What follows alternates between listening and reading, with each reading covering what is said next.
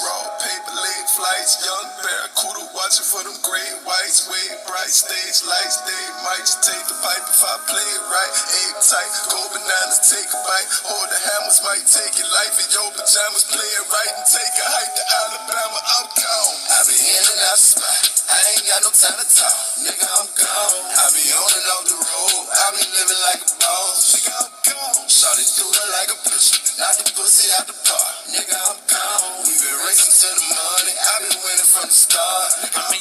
As the founder of Immjuss LLC, I am proud to offer services that can help improve your mood and overall quality of life. I understand the importance of self-care and mental health. I have dedicated my time to discovering how art, music, and smells can help bring joy into people's lives. Immjuss LLC offers a wonderful collection of paintings, extraordinary scented candles made with natural herbs and flowers, consulting services for advice and listening, as well as moon water. Visit immjussllc.com. No matter your needs or desires, you'll find something special here. Hey you guys, what's up? It's your good sis, Jess, and hey loves, how's everybody doing? Hey, hi sis, look my two sis, look, hey. So guys, yeah, I want to come and I want to talk about this. I've wanted to talk about this for a little while now. I actually mentioned this in a prior video. I wanted to speak about this. The Amanda Rabb story. Not only that, but the Amanda Rabb story, it really brought up the sketchy intentions of this guy Mark behind Soft White Underbelly. So I'm going to bring you guys along a timeline of her and her story, you know, and it's not going to be a really long live. I'm not going to do too much of a deep dive. I am, however, I'm going to give my opinions about it throughout it, and I also have a playlist with the videos that I use in this and what I'm doing now.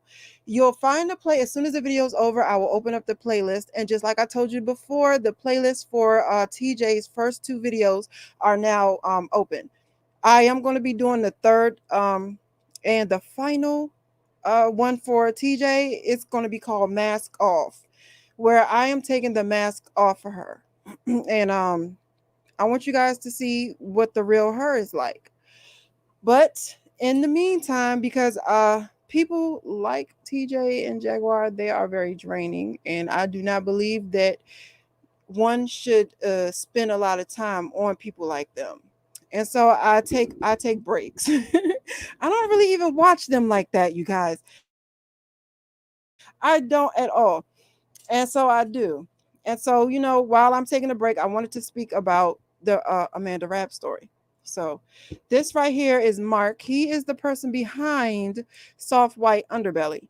And I wanted to play this about him. I also wanted to give you guys a little bit of a backstory about him.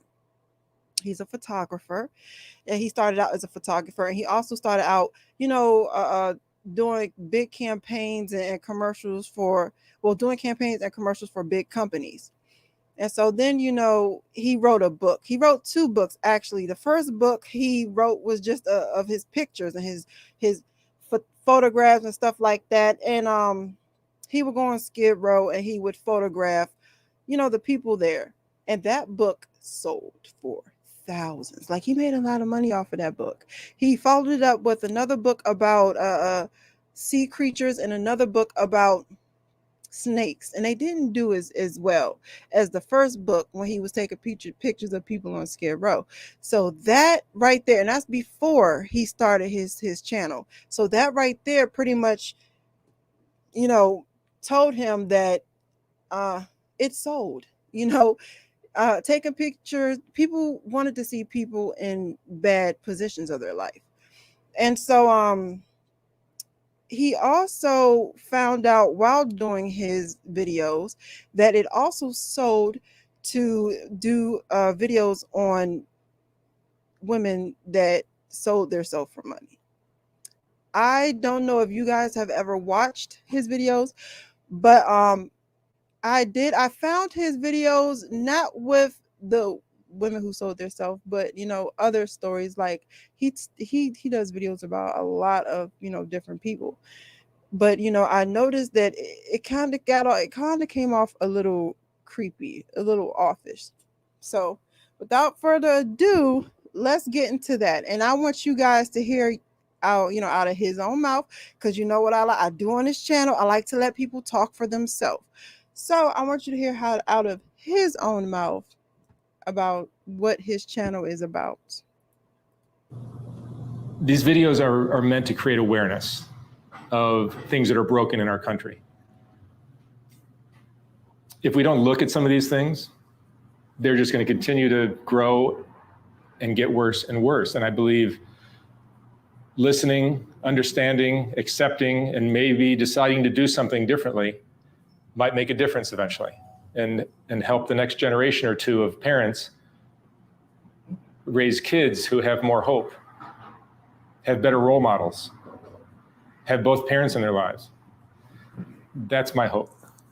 That's my aim with this work. It's not to help the addict that's outside my door, even though I've done that many times. I've spent, over the last 10 years, I've talked with about 1,000 people, and I've probably spent $150,000 helping people with tents, with oh, you need shoes, you need clothes, you need food, you need a cell phone to call your parole officer, you need all these kind of things. Day after day after day, every time I'm down here, I'm bleeding money. But that's not what this channel is about. It has nothing to do with this channel. This channel is purely about what I just said, which is helping our society, helping our government figure out what's wrong with our country, and hopefully build a better system. Like the wealth inequality that goes on here, the education and opportunity inequalities create this stuff. Now, I need you guys to understand one of the reasons. This is my opinion. I believe that he did this intro. Oh, and you know what? I had someone ask me one time, why do I have a cup and why do I also drink water? And it was like, oh, what do you have in your cup? I usually have like a soda or something in my cup, even though the soda is always zero sugar. I always have zero sugar. I'm not a soda drinker because I've never really liked the carbon in the sodas my whole life. I've always mixed soda with water. Look, I'm weird, y'all. And so, in my cup, I might have like a soda or a juice or something like that. And then I wash it down with water so that the sugar, like the sweet taste, doesn't stick. I'm weird, okay? I'm weird, y'all. And not only that, but if you only just drink like sodas and juices like that, it's going to mess you up and your skin will get bad and stuff like that. So you won't have good, like I've never had a pimple or anything like that. And I think it's because I've always drunk water and I've always mixed my sodas with water. So you'll see me with like a cup because I don't want to drink this, like drink it out the bottle. I don't know. It's just something about it. And I'll have my juice or my soda or something in a cup. And then I'll have my water, which I'll drink out a bottle or with a straw. I had someone ask me that. So I just wanted to say that. That's why I always have two different things. But yeah, but to get to him, he had, this is what he was doing. All right. He was making GoFundMe's for the people. Like he did a lady, I forgot her name. It was Pam or Kim or something like that, and she was a streetwalker. He was setting up GoFundMe's for them, and the GoFundMe, because people felt so bad for her and stuff. The GoFundMe went up to like 55, maybe $60,000. You know what I'm saying? And so first, people was trying to say that the young lady was taking advantage of him, but that could not have been true because the young lady didn't even know that he had set up this GoFundMe. And so the GoFundMe, it went from, first he was like, oh, the GoFundMe is going to be to help her out.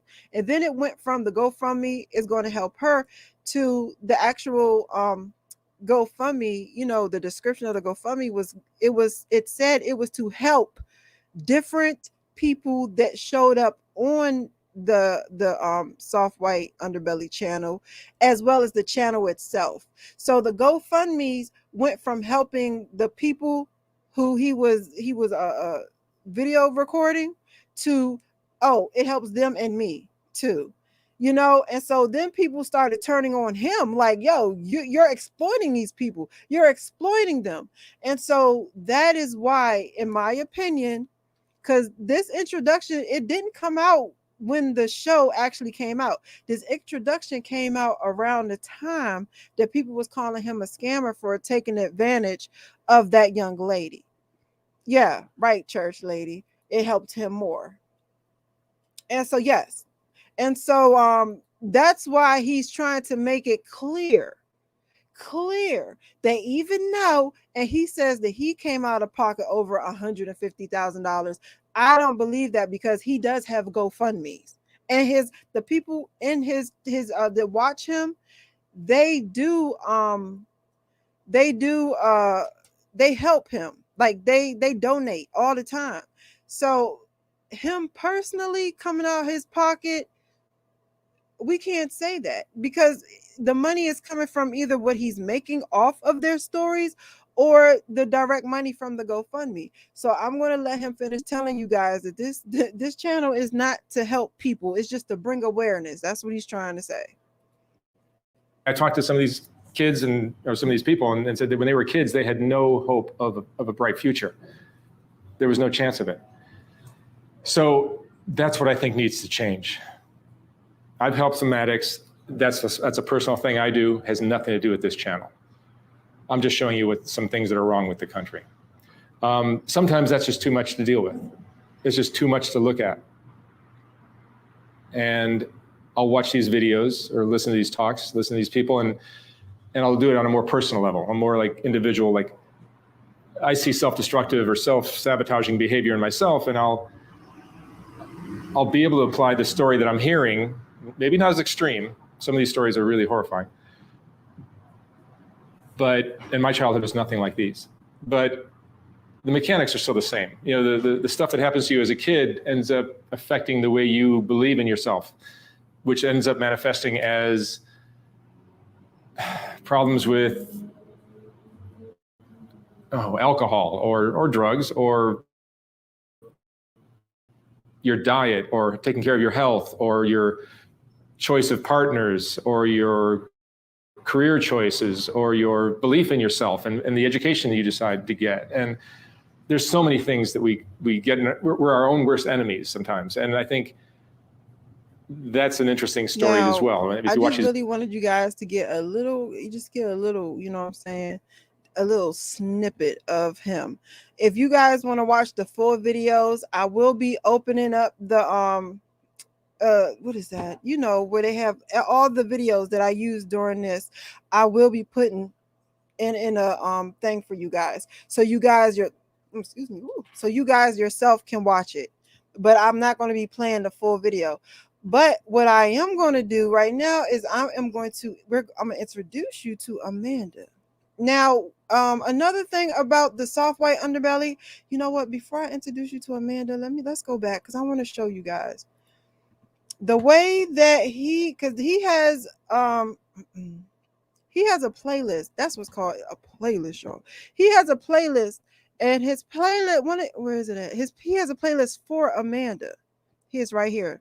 And the way his playlist is set up, I want you guys to see this, because I peeped this. The way his playlist is set up, y'all, it looks like, here, can y'all see it over here on the side? Let me try to make it. Oh, okay, I can't. All right. The way the playlist is set up, it looks like, if you could see it over here on the side, it looks like Amanda was really bad. You know what I'm saying? Then she started gaining a little bit of weight. But that's not how it started. Amanda's story actually started off with her with a little bit of weight. You know, it wasn't her, you know, horribly, you know, small, and then, you know, he helped her and she gained a little bit of weight. He tried to make it seem like, oh, she didn't start gaining a little bit of weight or getting a little bit better until, you know, we started helping her. And I thought that was weird that he set the Amanda playlist up like that. I'm like, why is it out of? You would think it's his channel. He would have it in order. He didn't have it in order. So he didn't have it in chronological order at all. Okay, he had it as how it would look. So let's start with the first interview, you guys. Let's see.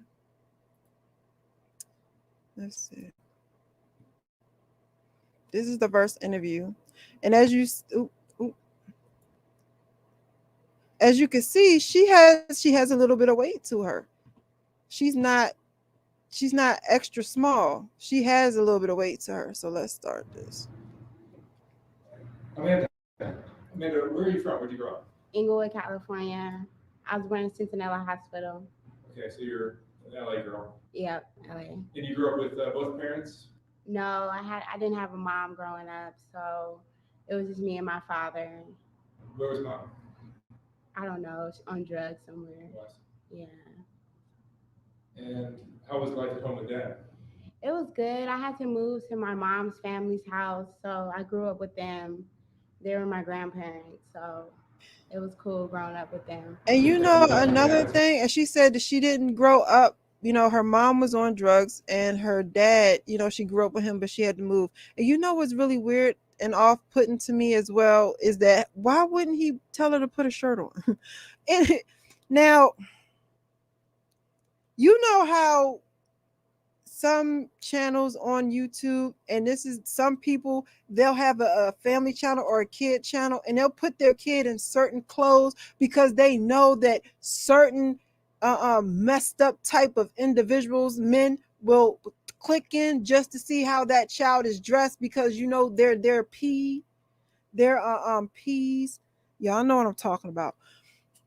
So there are like family channels or what have you that clickbait their children in that way. And it just feels to me like he was doing kind of some of the same things. Like, why would he have her, like, even if that's how she came in, you know what I'm saying? Why wouldn't he give her a shawl or something? Why, like, that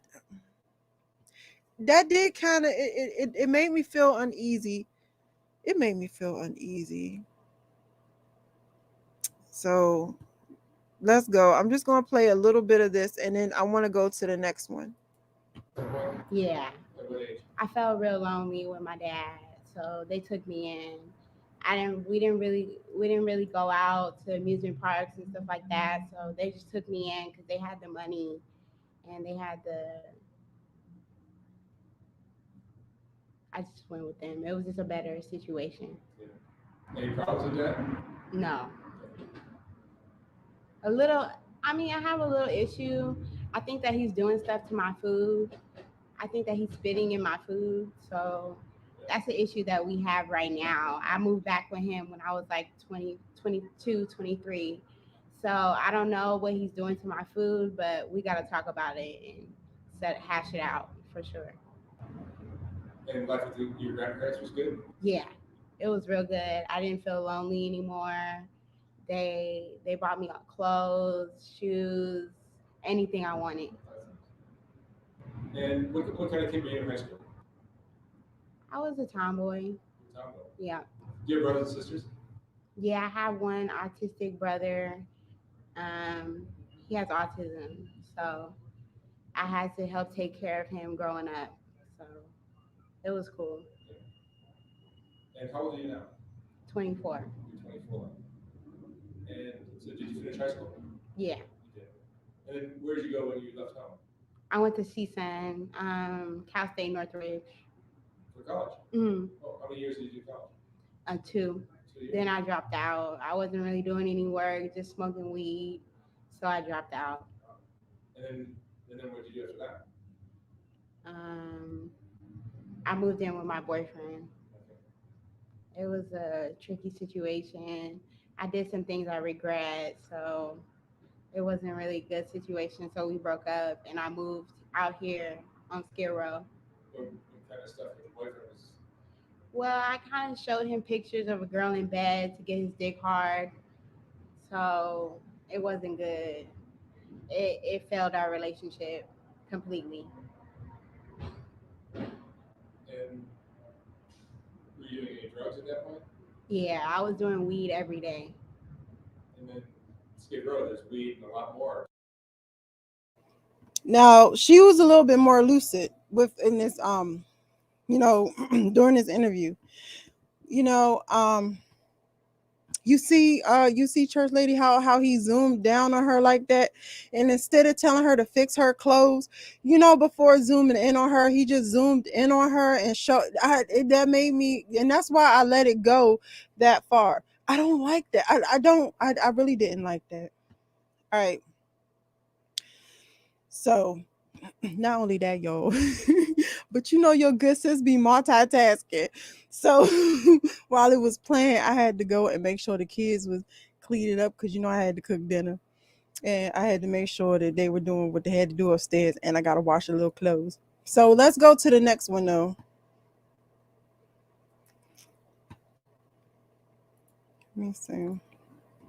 So that was the first one. He wanted to make it seem like our good sis, when she came to him, she was all emaciated and she looked the worst and she looked really terrible. However, matter of fact, no, I want to introduce you to, wait, do I want to introduce y'all to her yet? Nah, let's go to the second one, y'all. Let's see. All right.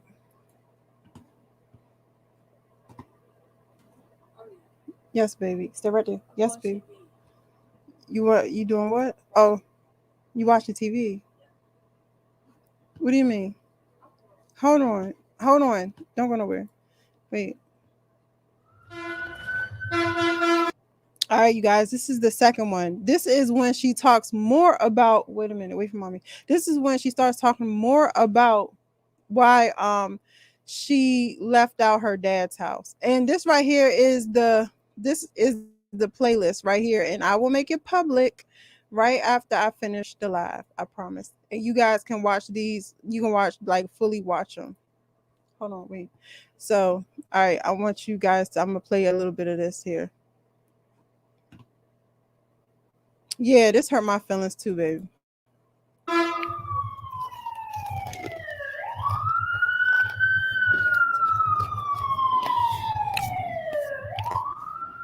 All right. What is your name? Amanda Rabb. Amanda? Yeah. And where'd you grow up, Amanda? LA. Tell me about your family. You grew up with both of your parents? Yeah, I grew up with my auntie and uncle. They took me in because I lived with my dad. He turned out to be a molester, so his wife left him. So now I live downtown LA as a prostitute, and I'm a crackhead. You do crack? Yeah. And where do you stay? You're in a tent? No, I just walk the streets all night and day. Yeah. And I'm a clone. Well, did I already talk to you? No. You sure I haven't talked to you? No. I think I have. No. So who do you stay with now? I stay with my father. He turned out to be a molester, so I just walk the streets day and night, prostituting and smoking. Downtown LA. Yeah, you look very different. I think I spoke to you before.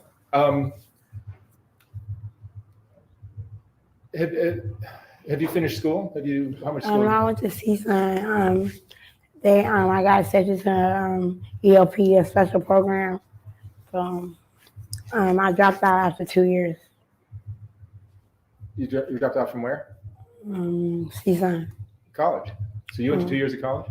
Mm. And do you have any contact with your family at all? Your mom or sisters? No, my mom got killed in a fire. So she wasn't in my life anyway. But I lied to a lot of people, telling them she was in my life, just to seem normal. So, but my mom got killed recently in a fire. And how old are you now? 23. 23. And you got a black eye? Yeah. How'd you get the black eye? A date. I asked him to go get some more crack, and he just took off on me. I'm a clone, so people control me. So they use technology to orthodox him to beat me up because they get frustrated because I'm comfortable when I get comfortable. Do you have any family at all? Any aunts, uncles? Yeah, my dad, but he turned out to be a molester. So just your dad is all you have? Yeah, I don't have much support.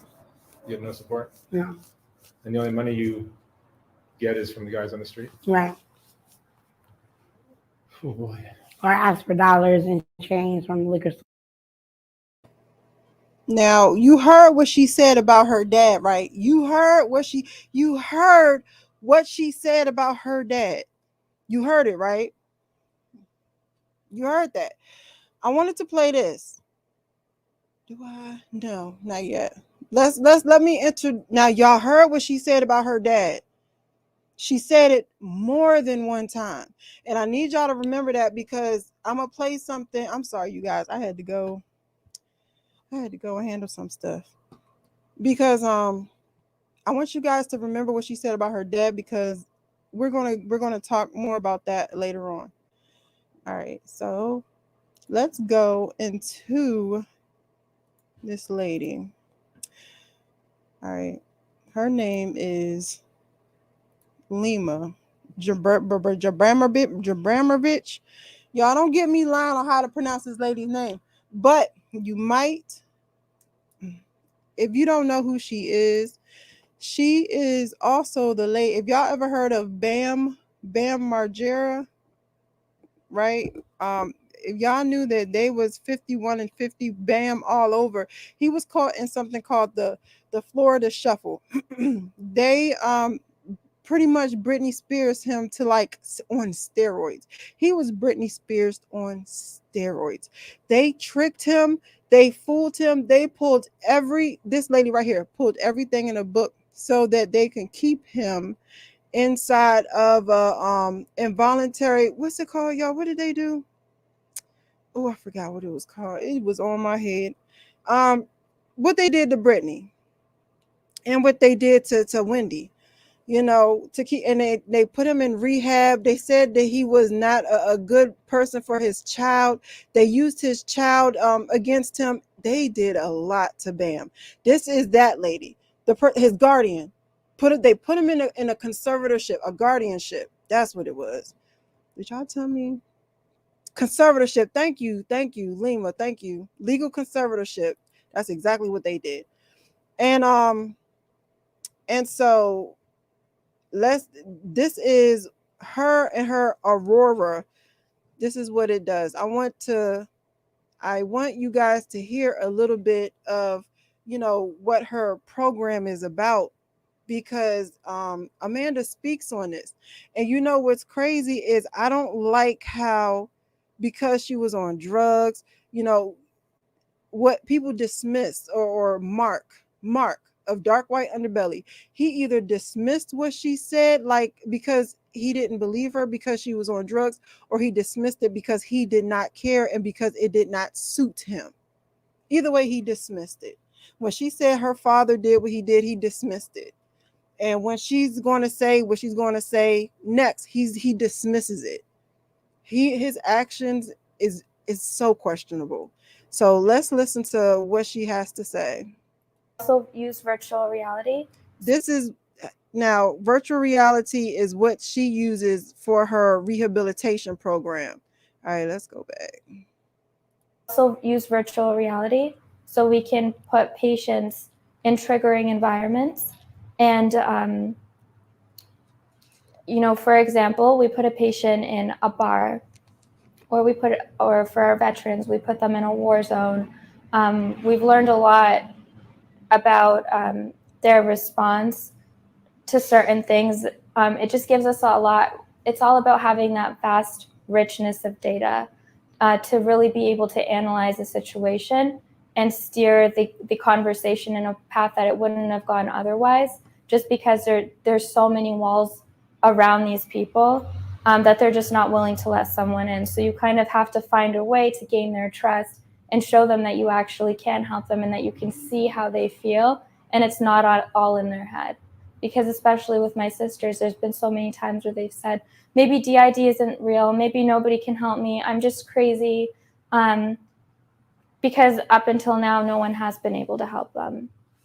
So your company really gives the therapist a window into what's really going on. Exactly. With the patient. Exactly. So initially, it's kind of like not just their words. Absolutely. So think of it as like therapy and medication, right? You do need both, but you need medication in moderation, right? Not the way that we currently prescribe it, where it leads to addiction, but in dependency. You also need therapy. So right now, our system relies purely on medication and very little on therapy. Therapy is just there, so we say we do it, but it's medication to sedate every. Therapy is just there, so we say we do it. Is there anybody that deals with mental health and behavior modification or anything of that nature? If you do, you know that therapy is the main tool and that medication is the crutch. You don't put people on medication without therapy and think that, right, okay, church lady, if you are, why would you medicate someone without giving them some type, any kind of therapy? And the best would be like cognitive. There is different kinds, but the best thing to do is therapy, not medication. Was she about to say to sedate them? So it seems to me all of this is about control, manipulation, and watching. It's just about observation. But you need medication in moderation, right? Not the way that we currently prescribe it, where it leads to addiction, but independent. The ability to just be able to see how the patient's feeling. We also use virtual reality, so we can put patients in triggering environments. And, for example, we put a patient in a bar, or for our veterans, we put them in a war zone. We've learned a lot about their response to certain things. It just gives us a lot. It's all about having that vast richness of data to really be able to analyze the situation and steer the conversation in a path that it wouldn't have gone otherwise, just because there's so many walls around these people that they're just not willing to let someone in. So you kind of have to find a way to gain their trust and show them that you actually can help them and that you can see how they feel and it's not all in their head. Because especially with my sisters, there's been so many times where they've said, maybe DID isn't real, maybe nobody can help me, I'm just crazy. Because up until now, no one has been able to help them. So your company really gives the therapist a window into what's really going on. Exactly. With the patient. Exactly. So initially, it's kind of like not just their words. Absolutely. So think of it as like therapy and medication, right? You do need both, but you need medication in moderation, right? Not the way that we currently prescribe it, where it leads to addiction, but in dependency. You also need therapy. So right now, our system relies purely on medication and very little on therapy. Therapy is just there, so we say we do it, but it's medication to sedate everybody and manage them. And the way that I initially describe to patients or colleagues is it's like a fire alarm, right? So when I have a really awful feeling, that means that, and it could even be a midlife crisis, whatever it is, doesn't even have to be an addiction, right?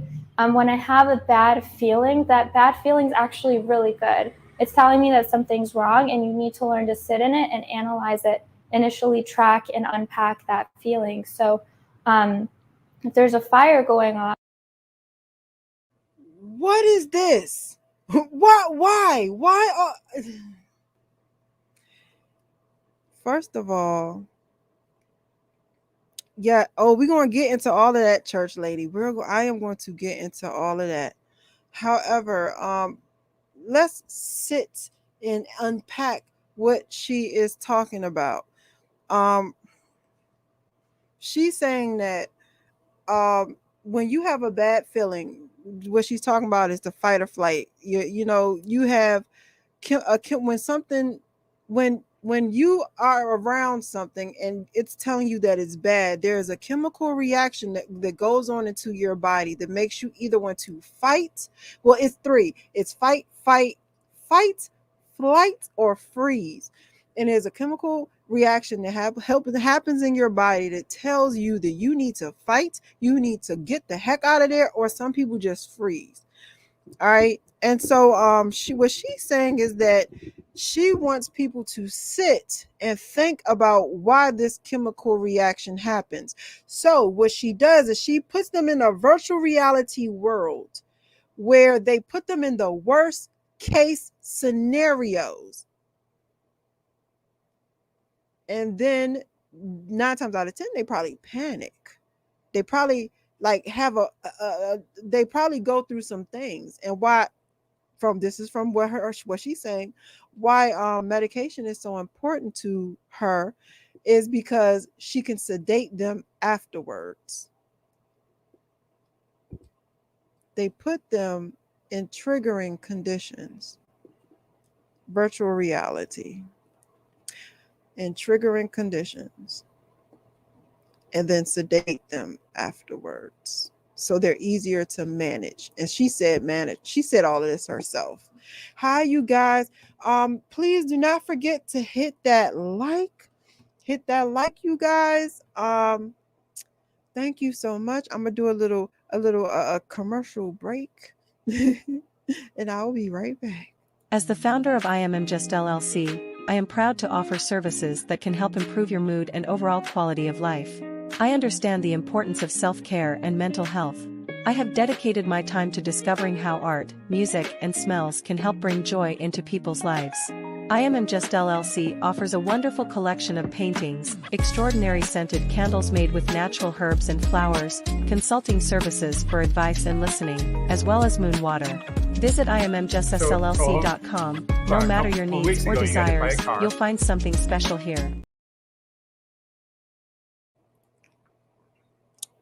All right, you guys. I want to play the second. I want to play her. Oh, I did. I already played it. All right. So I want to play this third one here. I want to play this one because I want you guys to see. Is this the one I want to play? Where he gaslights the heck out of her. All right. No, here we go. All right. So now, after like the second interview, Mark, he partners up with Lima. Him and Lima. Well, best right after the video, I have a whole playlist. It says right here, you see it on the side. It's the Amanda Rabb Story. It's going to be on the playlist. And right after I finish the live, I'm going to make this playlist. I'm going to make it live. So you can go through the playlist and you can see all the videos that I'm using. The reason I don't put it live while I'm using it is because I just want to make sure I get through everything, you know. And then when I do these videos like this, I'm gonna start having a playlist that goes along with the videos. And I want you guys to be able to see all of the videos that I'm using, and then you can go through, you can look at everything, you can look it up, and yeah, of course. So you guys hit that like and share and all that good. Subscribe. I forgot to tell y'all guys to do that. I forgot to do that one.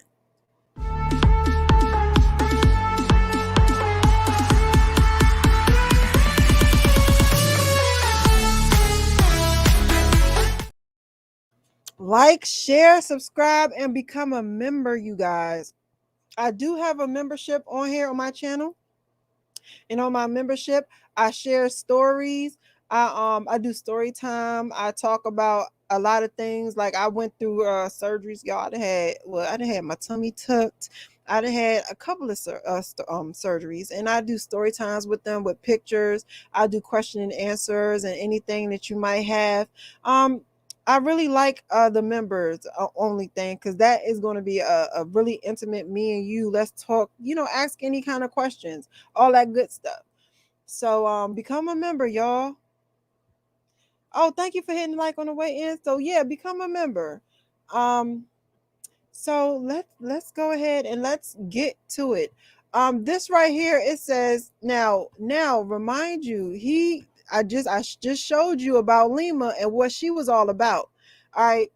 And so you heard before I showed you Lima that girl was talking about her father and how her father did what he did. You also heard how she went to go live with her other family members, her aunt and uncle. So it's really wild and it's really weird to me and a little suspicious that he didn't reach out to the aunt and uncle.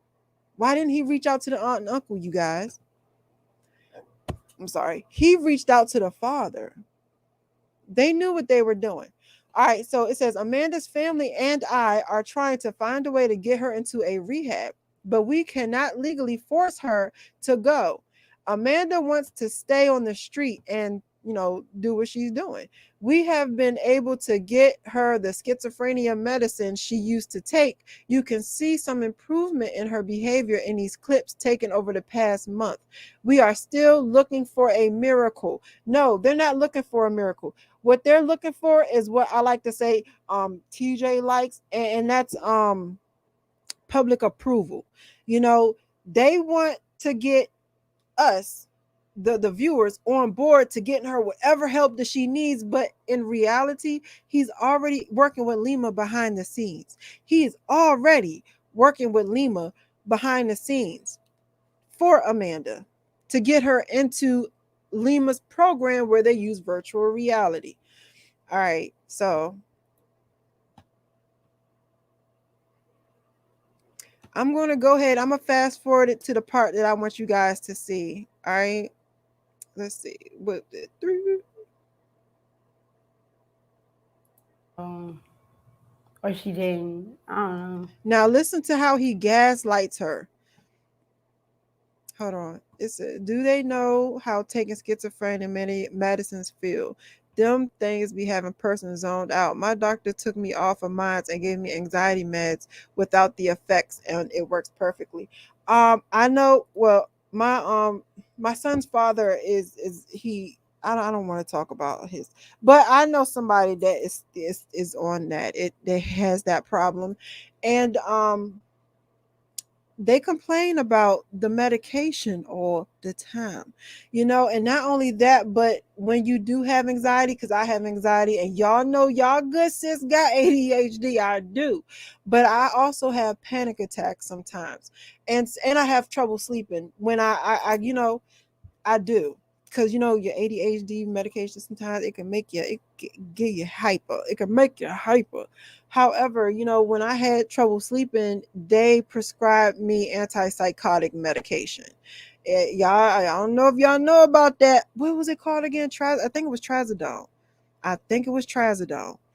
And that helps you sleep and it helps with anxiety, but it zones you. When I tell you trazodone puts you on your butt, it is the worst. And one thing that I do when I have somebody that takes medication and asks me to advocate for them, the first thing I do is I explain to them that they are in control of their medications. A lot of times doctors and psychiatrists, they want you to feel like because they have the PhDs, that you really do not have a say so in the medication that you take.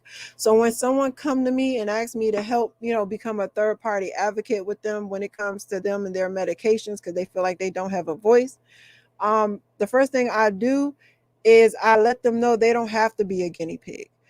That is not okay for someone to just give you medications. If they want to give you a medication for anxiety, they need to give it to you for anxiety.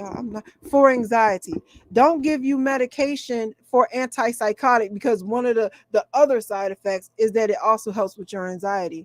No.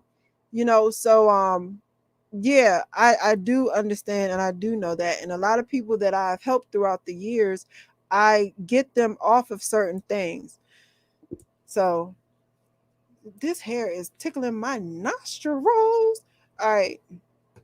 So I want you guys to hear how I'm so glad your medicine works wonders.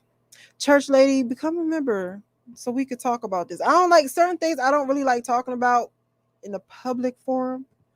I like to talk about behind the scenes, or I got an email. You can email me. So let's go. I want you guys to peep how he does this. Peep how he does this. This disgusts me.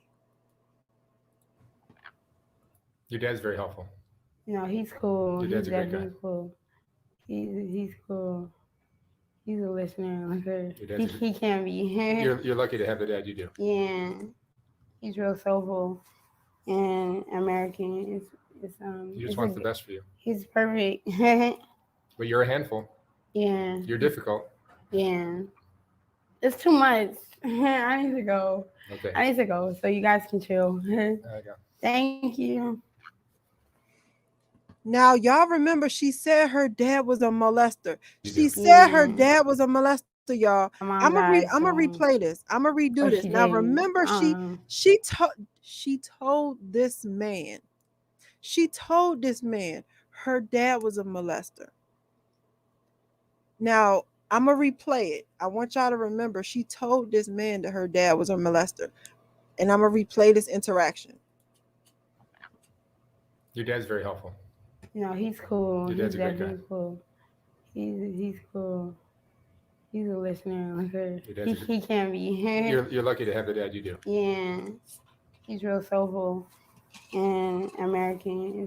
He just wants the best for you. He's perfect. But you're a handful. Yeah. You're difficult. Yeah. It's too much. I need to go. Okay. He's real soulful and American. He just wants the best for you. He's perfect. But you're a handful. Yeah. You're difficult. Yeah. It's too much. You do. Yeah. He's real soulful and American. He just wants the best for you. He's perfect. But you're a handful. Yeah. You're difficult. Yeah. It's too much. I need to go. Okay. I need to go so you guys can chill. go. Thank you. Now, I did that and I wanted to play it those many times because I really needed you guys to see. I needed you guys to see and I needed you guys to understand that he sat there and he gaslit her so bad. And I really appreciate how smart she is to where as though she knew that she didn't like what she was hearing. She knew she didn't like what he was doing. And she said, I gotta go. This is too much. This is too much. All right. She said that this is too much, and so, she's very smart and she's very intelligent. I don't care what pipe she's smoking. She has shown that she is very intelligent to the point where she knows what she does and she knows what she does not need, And so, I want y'all to understand, by this time, that girl, Lima, was already working behind the scenes to try to get her into a conservatorship. All right. So let me see. All right. Here, I'm going to play this one next. Let me play this one next because they did a GoFundMe and they did a whole lot of other things to get Amanda into her program. And so I want to play this one first. I want to play this one first. Do I want to play that one first? Yeah, because I had this in chronological order. So let's play this one first, y'all. This is them talking about her scholarship. Hit that like button, you guys. Like and share, do all that good stuff. I appreciate y'all so much for being here with me. This is why, because I was going to do these like a little video style, but I like being live because I like seeing the people that come through. I love reading y'all comments, going back and forth with you guys and because I learn from you guys as well. And I really appreciate that. And also, under section 107 of copyright, I'm using this with, fair use and all that other good stuff. Hold on. This is a fair use. I just wanted to, I'm sorry. and all that other copyright and all that good stuff. This is for, I'm using these videos for, commentation, reporting, teaching, scholarship, and educational purposes and all that stuff. So all right, I just want to make sure I said that. I have it scrolling down the bottom of it, and I also cite my sources. I will have a playlist that'll open up as soon as I finish with the video, and y'all can see every video that I'm using throughout. Let's see. They've been telling her since, yes, they was telling her she was the problem. No, in the beginning, he was just listening to her. You could tell when he started working with Lima, because once he started working with Lima, he started telling her that she was the problem. She was the problem. He gaslit her so much in the last clip we just watched. I watched the show about the medical people being allowed to give medicine. Yes. Yes, Best. You would be so surprised. You would be so surprised what they do in mental health facilities, especially hospitals that are government ran and government funded. When someone get in trouble and they're found to be like criminally insane, or they're found to not be in trouble because they have a mental illness, so they go to a mental facility instead of going to jail, they treat them like crap. I went through that with my daughter, y'all. I'll do a story time about that on my members only. I'm gonna ask her first if it's okay, to talk more about her story, and to see what I can talk about, what I can't talk about, what she's okay with me disclosing. But I'm gonna do that on my members only. But I went through a lot with that facility dealing with they're horrible. They overdosed they gave my daughter the wrong medication. They OD. Child, we'll talk about it. We will talk about it. We'll talk about it. All right, so this is Lima talking about, let me see what my good sis says. They put me in ICU for 2 weeks. They knew. Yeah. Yes. Girl. Yeah. Church. Look. Yes, sis. Email me. We'll talk about it. I might do a video where, I get with a couple of people and, you guys could tell your stories. Mental health is very important to me. Not only that, but they get away with so much because they feel these people, and that's one of the reasons why I want to bring light to him, because they feel they can get away with hurting, harming, and just doing anything to people like Amanda Rabb and others in her situation, because they're crackhead people that sell their body, and they feel, oh well, like, how are we going to get in trouble? Like, who's going to check us type stuff, And so on my that's oh man, y'all, it's crazy. That's why, become a member, you guys, and we could talk more about this, and we'll get together, and I would love to bring some of you guys stories to life, or even let you guys talk about it yourself, or we can even have a little segment where we just just talk about, not a lot, because people on the internet don't know how to act, but we'll talk about that later. I'll do a different live about that. Let's keep going with this. All right, so this is Lima, and this is about her scholarship, the scholarship. All right, so Thank you. Yeah, it's coming from the viewers, and we want to listen. Appeared on my channel. Yes. And we talked long and hard about who it could be, and there's lots of people that are good candidates. And I also asked for comments from your viewers of who they appeared on my channel. Yes. And we talked long and hard about who it could be, and there's lots of people that are good candidates. And I also asked for comments from your viewers of who they wanted, right? Because the funding is coming. Now she went on to Soft White Underbelly, asking him, "Oh, I need some experiment pieces for my new little program that I'm doing. Who do you think would be good?" Girl, yes, you know me for years, Best. My email and email me. If you don't have my number, I think my number changed, but if you don't have my number, you need to get it. Because yes, you do. You've known me for years, girl. We've been running these YouTube streets for a long time, sis. All right, so she was looking for some subjects, and look, let me tell you, she said, "Oh, I was looking for, some of the best, people that you think could use my help." But in reality, what she was looking for, and this is my opinion, y'all, she was looking for someone who didn't have the family, who had family that wouldn't come and get them, she was looking for someone, an easy mark, someone who wouldn't give her. They say, "Oh, well, Amanda was the hardest person." No, Amanda was not the hardest. Amanda was the easiest for them to screw over because her dad, that's what. Yeah. Oh, hold on.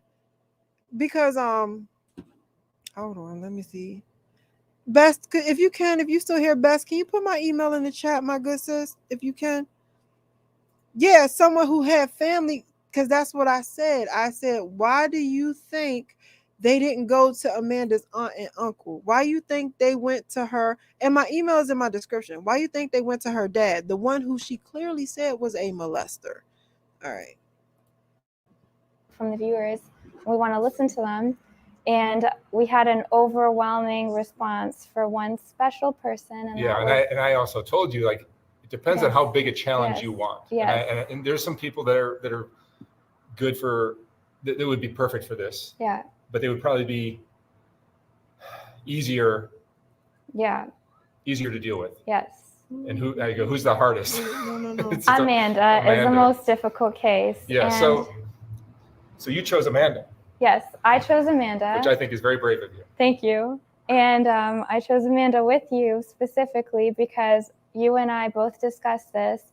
And not only does Amanda have a lot of people praying for her and a lot of people that really want to see her get better, but Amanda is the poster child of an impossible case. So when people look at Amanda, I think it's really easy to think the word hopeless.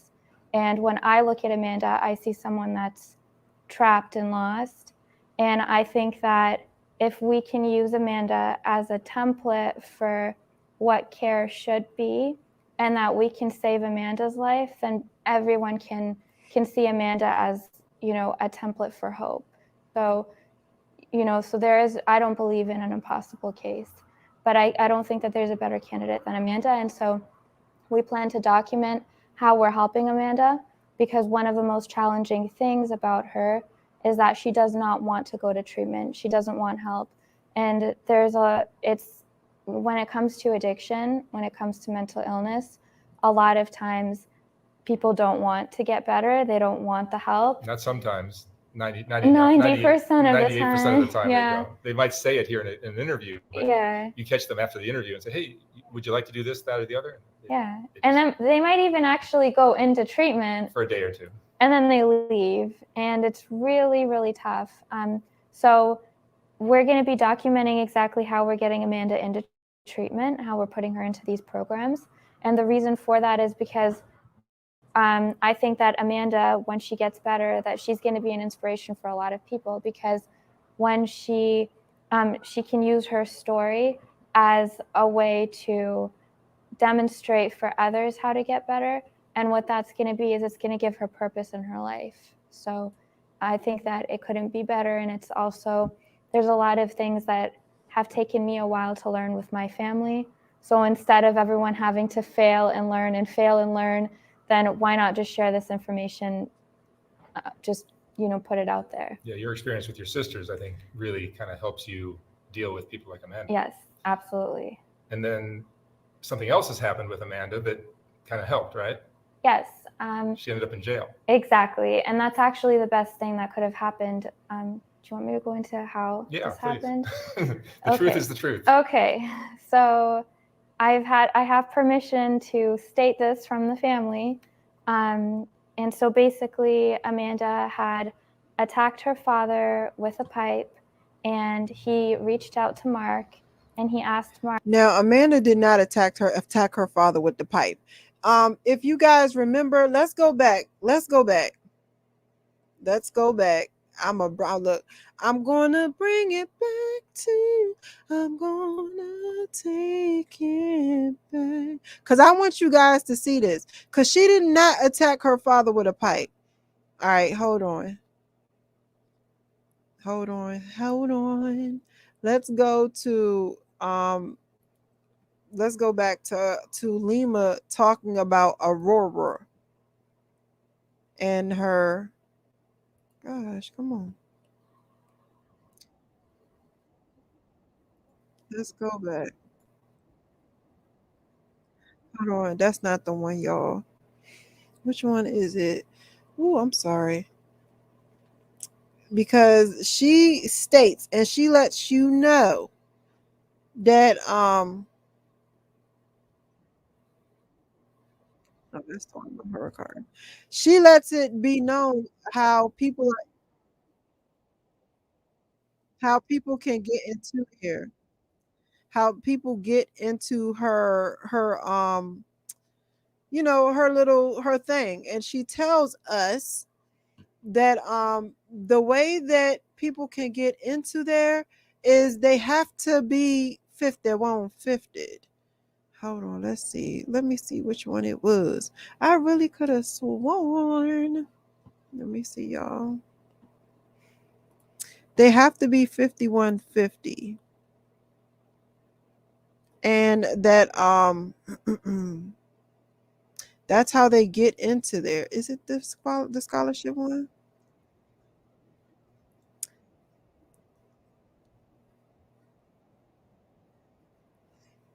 Y'all, I don't know where. I don't know what I did to her, which one it was. Okay, well, let me just tell y'all.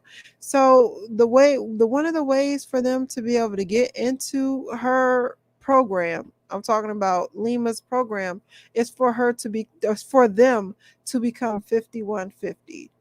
And what I mean when I say 5150, it means that, so they have to be signed over, and that's one of the easier ways for them to get into there. And so what they did with Amanda was they got her father to put her in there. They got her father to say that Amanda attacked him when she didn't really attack him. Amanda did not attack her father, and they did the same thing to Bam a few times. Like y'all kept up with Bam. Yeah, her little raggedy little girl next door. Oh, I have two email addresses. I have the one that I put and I have the one that's in the description. I keep messing up and putting the wrong one in the description, but I will answer either one of the email addresses. Let me let you guys keep listening to this heifer talk, her shenanigans and nonsense. And then I want to show you guys, because I want to find it. I don't know why, but I'm gonna find it, and I want you guys to hear out of her mouth, because on my channel I like for you guys to hear out of the person's mouth. I don't want you guys to always just take my word for it. So give me a second. Mark what he should do, and Mark suggested calling the police on Amanda, which was the best thing he could have possibly done. As a family member, it's really hard to call 911, and it feels like a betrayal to that person. But at the same time, Amanda's in a safe place now where she can't use drugs. She can't use crack. She can't hurt herself, and she's being fed and clothed. And the reason that this is so significant is the way that you get somebody that doesn't want to get help into treatment is through something called an LPS conservatorship. And that's what we're using for Amanda. What that entails is that it's a very difficult process, because you don't want to be dating someone and then they get mad at you, and then all of a sudden you're being forced to go to a mental health facility. So they make it challenging because they want to make sure it's not abused. So essentially, you have to prove two things, and it's easier if it's a family member. So Amanda's father is working really, really hard night and day to make this happen with me. So you need to prove that the person is gravely disabled, number one, and that the second thing is that they have a severe mental illness. So Amanda has actually been to 7 treatment centers. Nothing's worked for her. She's relapsed every time. She's kind of given up on treatment. And, you know, of course, they're all very short-term stays. And then the second factor, so she's already been diagnosed. Her current diagnosis is schizophrenic and bipolar.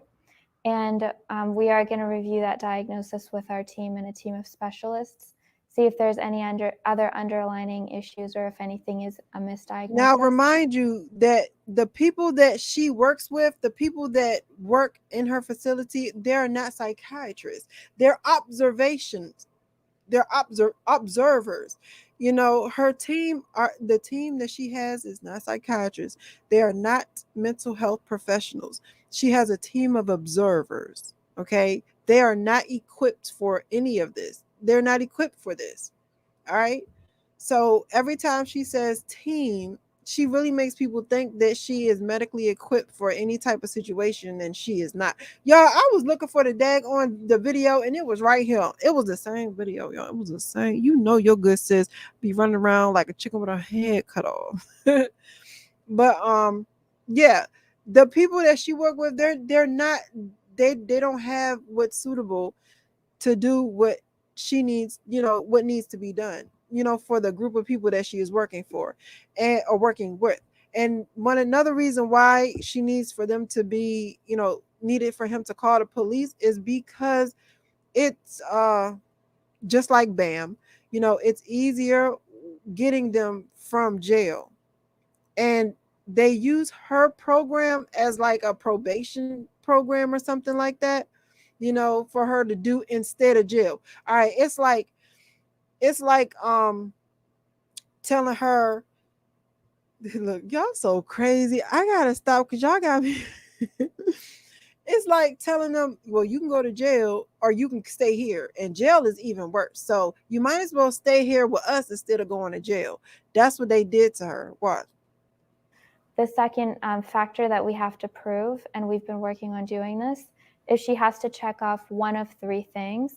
But fortunately, Amanda checks off all 3. So it's shelter, food, and clothing. And so that's what gravely disabled means, is that the person cannot provide shelter, food, or clothing for themselves. So again, it only has to be one of these 3. And so essentially... Now, remember, she only is on Skid Row. She said it before. She's only on Skid Row because she left from being with her dad because he was a molester. He touched her and he hurt her. So she left the house. So now they're working with the person that hurt her to get her put into a placement that she does not want to be in. They are listening to none of what Amanda wants at all. None of it. And they're working against her and they're bamboozling her to get her into this program because Lima needs lab rats, needs lab monkeys, literally. All right. By shelter, the person doesn't have a safe place to live. She does not have a safe place to live because she left her dad because he was a molester. By food, the person has lost a significant amount of weight. That could be a health risk. And by clothing, it could be that the person will not change their clothes for a long period of time. So bacteria buildup can also cause a health risk. Now, if y'all ever followed Bam Margera's story, they put him, it was like 90 days that he had to stay in the mental facility.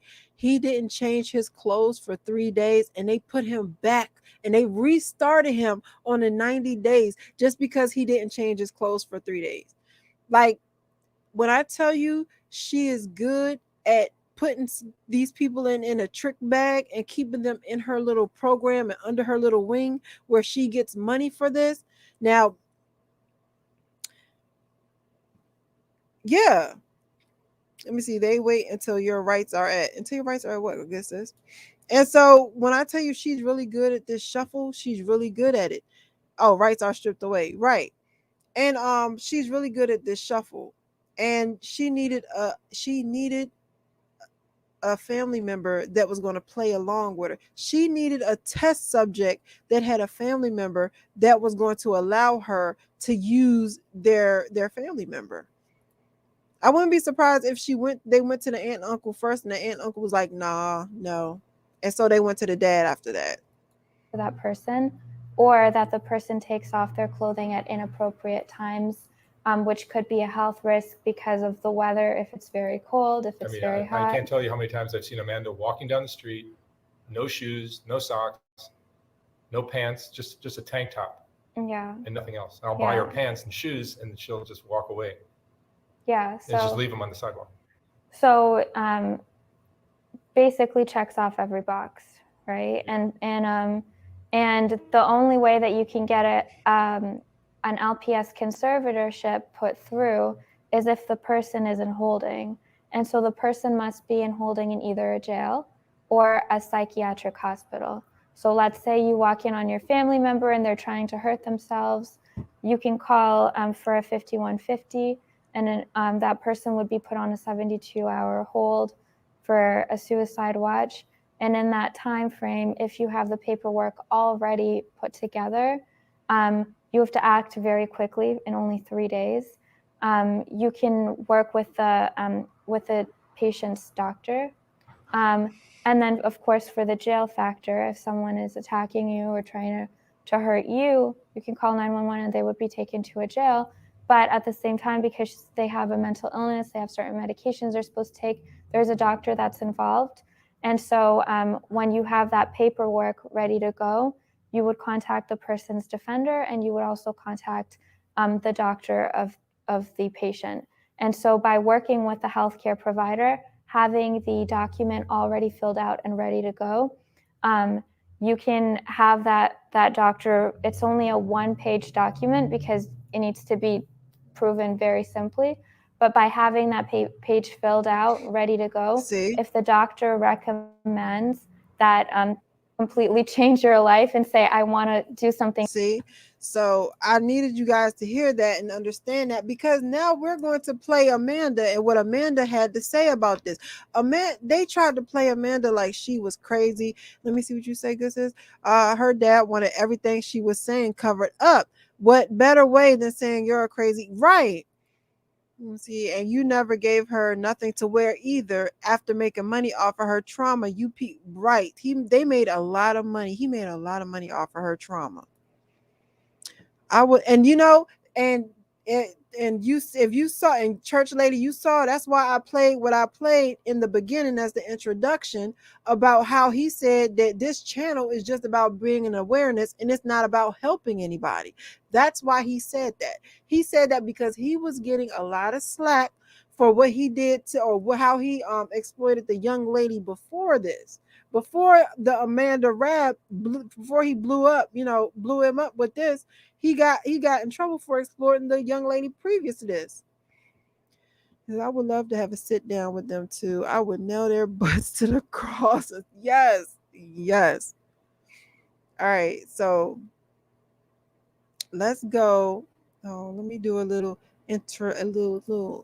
commercial, then we'll go to the next one. As the founder of Immjuss LLC, I am proud to offer services that can help improve your mood and overall quality of life. I understand the importance of self-care and mental health.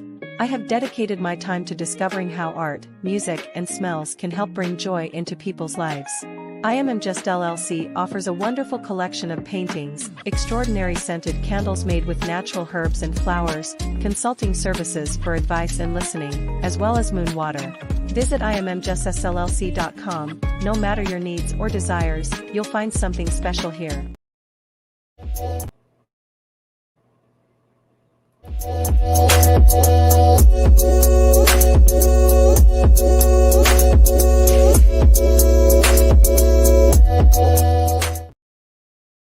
All right, so this is Amanda. I want you guys to hear what Amanda had to say.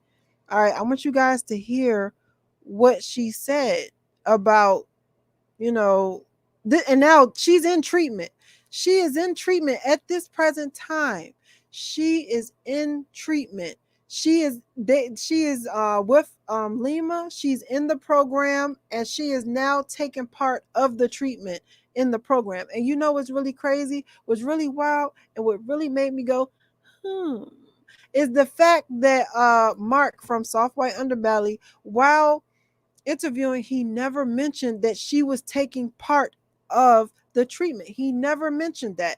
And that was really wild and really crazy, because I had to actually put two and two together, go back, do some math, and because during her recovery video, she does say how long she was in treatment. So I had to do some math, do some, calculations to come to the conclusion that during this time, she was currently in treatment. So this man would go, not get her off a Skid Row, but go and get her from her treatment center to come take her and interview her. That means him and Lima had a understanding. Why was it that she wasn't allowed off of the grounds to go and do other things, but she was allowed off the grounds to go and do videos and talk to Soft White Underbelly about everything? So I just want you to remember, she is under treatment after this time. This is after they done sat there and got that woman locked up, lied on her, said she did what she did to her father, and then got her in jail, already had all the paperwork put together.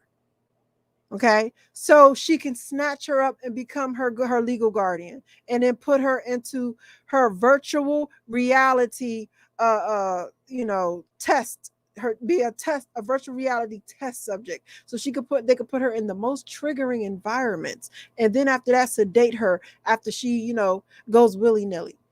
All right. I don't know if my storyline became real to the world, but somebody just said, nah. So I don't know, if you're acting like me and you don't want me to see that you're acting like me, I don't care.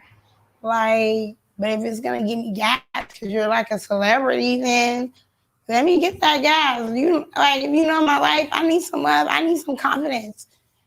But overall, I'm always on my way to my last hit of my storyline. If I don't get killed, I'm thinking right now to my last hit right now, and I turn up, and you know what I'm saying? Then I'll go to the police and I'll go to the mental home. I'm gonna hit this last hit, turn up. If it doesn't kill me,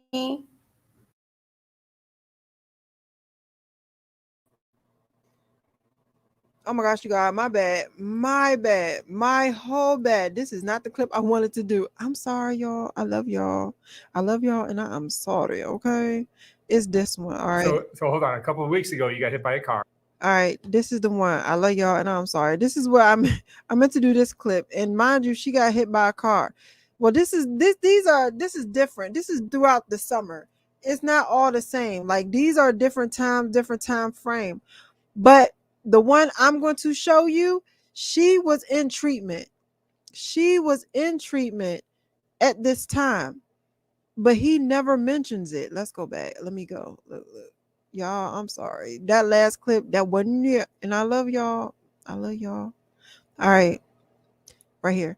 All right. Right here. During this time, right here, she is in treatment. She is now living under Lima, in Lima's little, situation where she gives her the virtual reality glasses and makes her live in a virtual reality world where she's in the most triggering environments. Okay. All right. But Mark from Soft White Underbelly, he never mentions it. He never says anything about it. Not at all. All right. So I think that drug you're smoking might have something to do with it. And also, I want you guys to listen to something. To me, I'm sorry, but it just seems kind of inappropriate, some of the things that he say. Let me see what y'all saying. It says they didn't get her a good outfit either. Right. Remember, she's coming from Lima. Okay, they didn't get a girl. These people did nothing for this young lady, but caused more trauma. They right. It says so. Daddy her yes ran her to the streets, then got her locked up and took out. Yes. The other factors but sad ending when all she wanted to be, all she wanted was to be free, period. Not just from her dad, but be free, period. She was kind of begging to be free of, and you're going to hear it in this clip. She was very fragile, and she is very much smaller. But you remember one of the things, and do you guys remember the very and look, and this is what I need you guys to understand. I'm not playing everything because I'm gonna open it up the playlist, and I want you guys to go and read it. Not only that, but your good sis is pressed for time. I gotta, y'all good, y'all know. But I need you guys to remember that the first video that she did, she was on the thick side. She wasn't small like this. And what you guys don't know is that Mark from White Underbelly and her father would give her money, and they said it was so she didn't have to go out and sell her body and do bad things to get the drugs. However, after he hooked up with Lima, she started getting dramatically smaller. And I need you guys also to remember that Lima just said that getting dramatically smaller was one of the things that they needed for her to do in order so Lima can put her under that legal conservatorship. This girl was set up, in my opinion, allegedly. So she wasn't this big. She wasn't this small when she first started coming to him. And he's going to say something about that as well. All right, so you can get treatment, maybe get clean, and we're all hoping that maybe when you get clean, you might be able to think more clearly. And he's still talking about hopefully she can get treatment. Maybe she can get more treatment. But what he's not saying is that they already put her in. She is in treatment right now. Right now, they already got her in treatment. All right. Yeah. About your life, your future, and stuff like that. Yeah. Because right now you're. Whether my mom is alive or dead, I want to be. My good sis, they didn't set her up for treatment. They set her up to be an experiment. I mean, they didn't set her up for failure. They set her up to be an experiment. They set her up because they needed a body. They needed a lab rat. Lima needed bodies. And she tried at first to just go to the jail and just get criminals. But you know what the problem was? Those criminals had families. Okay. And getting random criminals, first of all, it doesn't help like that because number one, y'all understand with the jails and the private systems, you can't just, they get paid for them, so you can't just take them out. You need someone who wears though they belong to you when you get in there. All right, so right. So all right, I'm gonna play this. Be the best looking Amanda I can be. So hopefully I earned my luck today. I want new feet. I want new butt, new face, everything. So hopefully everything works out. Being skinny, I don't know how I got skinny. I do. I'm pretty sure I'm a clone. So I think that drug you're smoking might have something to do with it. Oh God, everybody's on it. So well, look at some of the other bodies down here. There's a lot of people that have amazing bodies. It's called the crack diet. You guys pulled a fast one on me. So Michael Jordan hurts me, but I'm gonna be okay.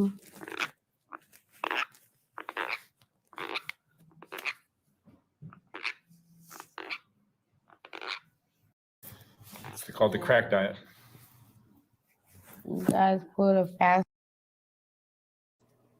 You guys pulled a fast one on me. You guys put a fast one on me. And you know what's wild?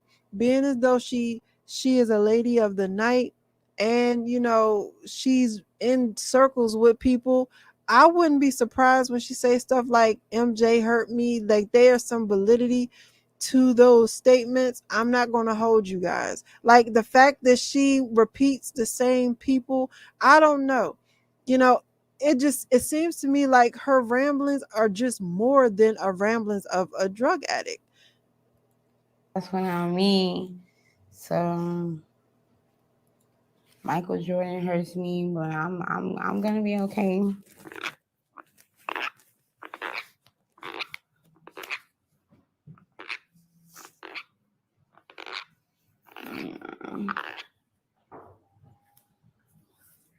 And I don't want no girl close to my age doing my thoughts and video gaming me. So, nah, I'm not feeling it.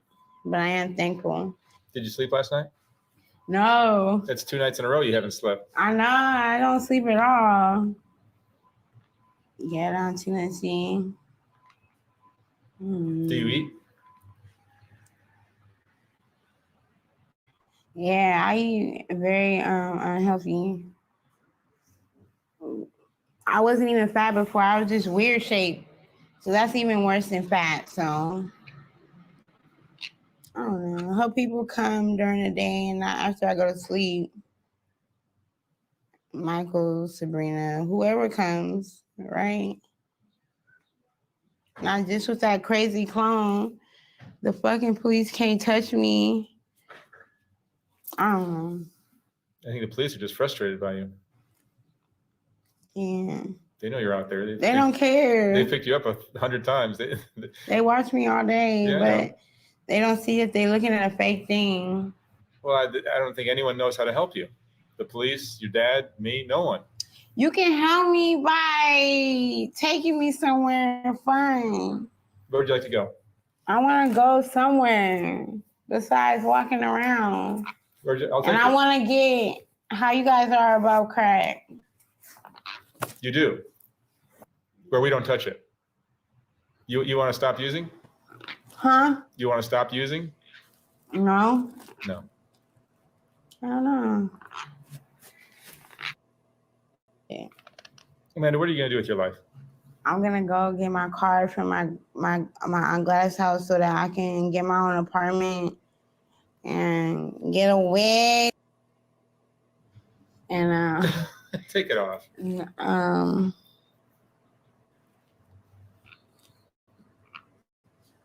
Well,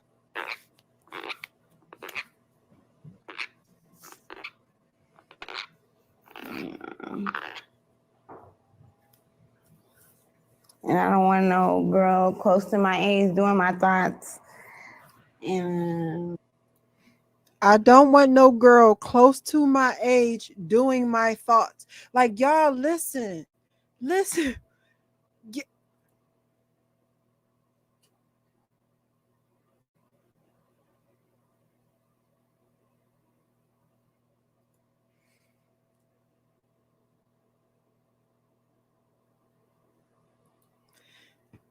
to also what she says. I don't want no girl close to my age doing my thoughts. Look. Video gaming me, so. And video gaming me. Nah. I told you, she is currently in, she's currently with Lima. However, Mark is trying to make it seem like she's not. He's asking all the questions and making it seem like she's not currently getting help. He's leading her. Why? Why is he making it seem like she's not already in treatment? How does she even know about Lima video gaming her? I'm not feeling it, but I am thankful. Did you sleep last night? No. Look, that's 2 nights in a row you haven't slept. Look how quickly he said that. Look how quickly he tried to get her off of that. Let me go back. Let's go back. And I don't want no girl close to my age doing my thoughts and video gaming me, so. Nah, I'm not feeling it. But I am thankful. But I am thankful. Did you sleep last night? But I am thankful. She was about to start getting. Now, when she started working with Lima, and you know what's crazy? Oh, okay, my hair keep getting in my mouth. You know what's so crazy is that Lima Jovana Rich, whatever that is, her name is really close to the you know, quote unquote allegedly the witch. Hey, conspiracy. Hey, sis. But I feel like no, dang. She, you know, what's her name? Abramovich. They gotta be related. They gotta be related. It's no reason. It's no, or they cousins or something. Every time I hear Lima's name, I think of her.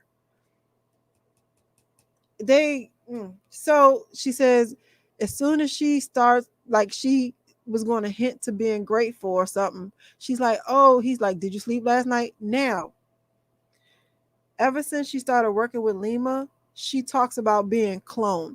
And when I open this up, the I'm sorry. When I open up the Amanda Rabb, you know what I got. I can't think of the daggone name. Jesus Christ. The homie. The videos that I have for this. I want you guys to look and peep how early on she started talking about how she's a clone. She actually started talking about being a clone around like the third or so time that they came. She started talking. Now, the reasons why she's talking about being a clone is that's when they started putting her in that VR headset.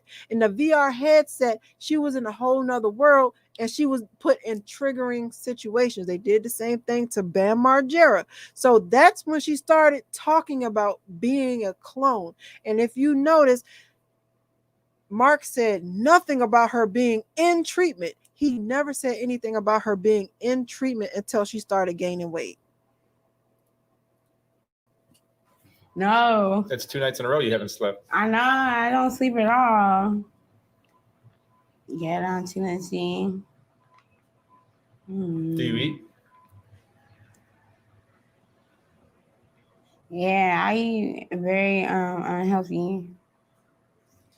She is in the program. All right, y'all. I'm at 1 hour 30 minutes. So let's get on to hold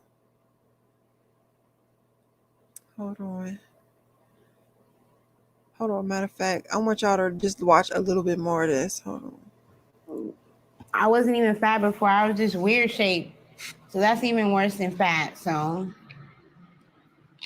I don't know. I hope people come during the day and not after I go to sleep. Michael, Sabrina, whoever comes, right? Not just with that crazy clone. The fucking police can't touch me. I don't know. I think the police are just frustrated by you. Yeah. They know you're out there. They don't care. They picked you up 100 times. They watch me all day, yeah, but they don't see if they're looking at a fake thing. Well, I don't think anyone knows how to help you. The police, your dad, me, no one. You can help me by taking me somewhere fun. Where'd you like to go? I want to go somewhere besides walking around. I want to get how you guys are about crack. You do. Where we don't touch it. You want to stop using? Huh? You want to stop using? No. No. I don't know.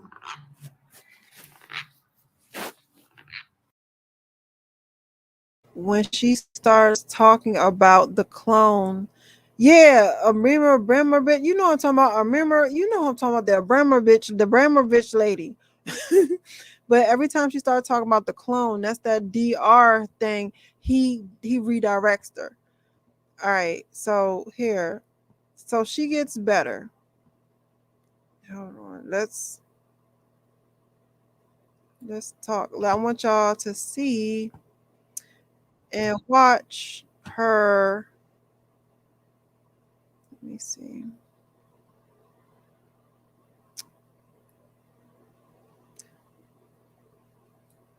Hold on.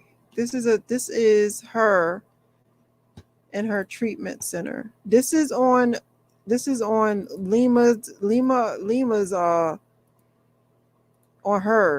her thing. But it's also in my thing. This is after this is when they started admitting that she was in recovery, and they did that after she started looking better, like I told you guys. All right. I'm Janelle. I'm Amanda's roommate, and I'm a patient. Amanda, what do you do here? Like, what is a day typically like? My day is typically in the morning. We have a process group, and that's our group. That's my favorite group of the day. Basically, where we have a conversation with the whole class about just what they're going through, how's their week, and stuff like that. So, and my second favorite group is the one at 6 o'clock, which is not mandatory. It's also conversational in there too. There's no staffers or nothing, so you're free to say what you want to be, and you're free to be who you want to be. So, yeah. And why do you like it here? I like it here because everybody has a positive attitude. Everybody here wants to be here. It's not like a state funded rehab where everybody's just court ordered and they're just here just to lollygag around. And I really like the people, and it's just fun here. We play volleyball, we play music, basketball. It's just fun. Okay. And how do people treat you here? People treat me really well. They're really nice. They're really That's Lima. That's Lima behind the counter interviewing her, just in case y'all didn't know. That's her. So that is her, and this is the treatment facility that she's in. And I mean, it doesn't look too bad. It looks pretty okay. It looks pretty nice. music, so it's so fun. And that's what she meant when she said she was funny built, because she was a bigger girl. She was when she first came to White Underbelly, she was a bigger girl. She wasn't small. She was big, and then she progressively got worse when they wanted to put her in this facility. All right. Over there is the smoking pit. This is where we smoke at. You can smoke there 24 hours. It's open to anything. We play volleyball every day after class and before dinner. It's pretty intense. Everybody comes out. It's really fun. If you don't play volleyball, you can just sit on the side, listen to music. We play music. We do karaoke and bingo night. Right. We have NAA every day. So we're pretty active in recovery here. It's a 24-hour thing here. It's just such a blessing to be here. I really like it here. And I'm waiting for the Amanda that sent you the Amanda shirt. Right. Thank you so much, Amanda. I love you. Yeah. I'm not gonna hold y'all. That property looks nice. That property looks beautiful. That heifer, I don't trust her at all, but that property in itself looked beautiful. But the people that work there, they were not equipped. They are not. It was like having a big house and people in it, and you're just experimenting on them. They was experimenting on these young ladies. And Amanda said it herself that they was experimenting on her lady. And I want to see, this is the, let me see. This is her, let me see. That was her after she got out of recovery. She had one more interview with Soft White Underbelly. Let me see. Did I put it? I could have sworn, y'all, I put that in here. Here it is. Amanda's update. I want you guys to see this. Oops, hold on.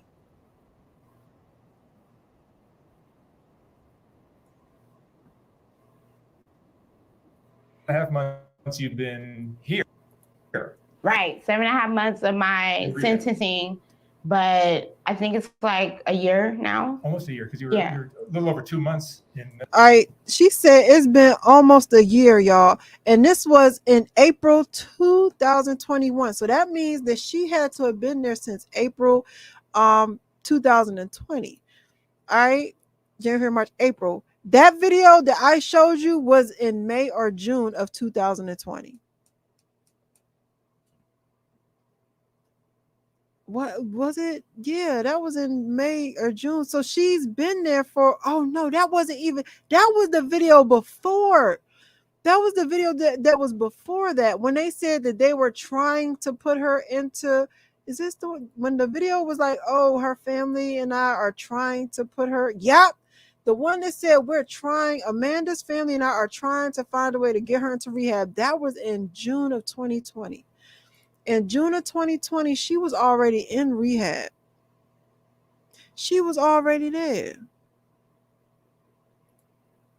And this is why I knew that when she did the video talking about she was cloned, that she was already in rehab with them, and he was not telling the honest truth about it. Yeah, blink twice. Blink twice if you're not saying. Right, look. In jail. Right. So you've been clean for, you think how long? I've been clean for like probably 11 or 10 months. Yeah, I think you're right. Yeah. And you've, the last time I interviewed you, which was when you were at the other rehab. And yeah, I was craving real bad. No more cravings. So it's a blessing. So when did the cravings fade away for you? When I got here to, yeah. So the cravings. Now, he said when you was at the other rehab. However, what y'all need to know, and she said it herself, is that Lima said it herself, is the only way that she was able to get a hold of her was to get her locked up in jail. After she got locked up in jail, she wasn't under anybody. She was under Lima the whole time. Every rehab she went to was with Lima. So the other rehab was with Lima. It was, and I don't know why he's trying to make it seem like it was not. His behavior is so questionable. So questionable. Things have faded. No more cravings. Listen to you. You're no more anxiety. You're more clear-headed. Yeah, I'm more clear-headed. My mindset has changed about drugs and everything. So I feel really great about my next step, and just coming here, it's been a blessing. Good for you. Yeah. It's hard to believe. It's like I'm talking to a entirely different person. You are. I mean, no more schizophrenia, no more crack, no more in the streets. You know, I'm a completely different person. Rehab has done me well. Yeah, no, you've done great in it. You never tried to escape. You never escaping. Yeah. You never got out of control, and you'll be out of here in a few months, right? I'm supposed to be going to sober living in Vegas. That's connected. It's a sober living, so I should be going there by the end of April, if everything goes through right. Wow. Yeah. So I have a little freedom, like on the weekends or whatever. And you seem really happy. Yeah, I'm happy. I mean, the second I see you, you're smiling. And yeah. You're cheery and talkative and everything. Yeah, I'm so glad you hooked us up with Lima. She feels like a mom. You know, I never had my mom, so it feels like such a blessing just to have her in my life and just have you guys for support, because I really only have my dad. So you couldn't pick somebody better than Lima. Yeah, she's great. Lima's great.